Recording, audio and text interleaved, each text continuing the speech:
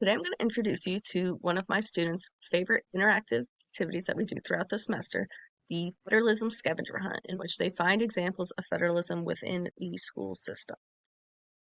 As we know, the education is going to be, under the 10th Amendment, a reserved power.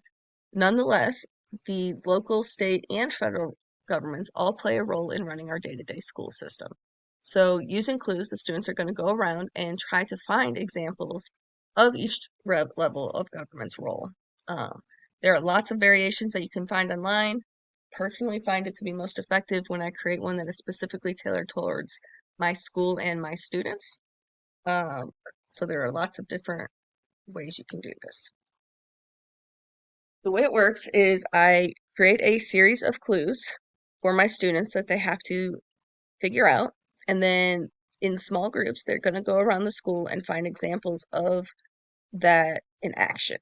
And when they find the examples, they take a selfie with the answer to the clue, and then they also have to identify whether it is a state issue, a federal issue, or a local issue that they are looking at. So I've listed a few of the examples that I've used here with actual pictures, though I have cut out my students' faces for obvious reasons. But here are some examples. You're required to report here if you miss too many days of school without an excuse.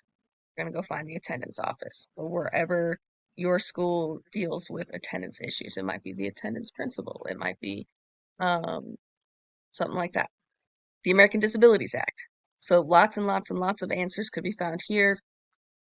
With this clue, I have a picture of a kid pointing to rail. You might also have an elevator, you might have ramps, just depending on what you have in school.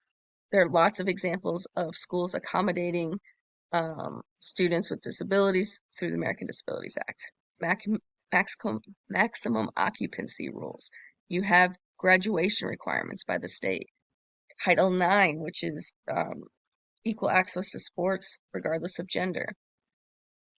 The Hungry Free Act of 2010.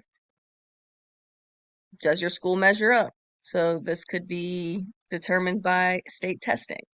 I have a picture of testing in progress sign, teacher requirements, and even weapons detection. So depending on what your school has, what your students are able to find, there are lots and lots of examples of how different levels of government are going to play a role in our school system. And the kids really like going around and finding them and getting out of the classroom for a bit.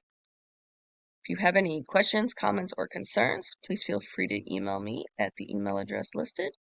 And thank you.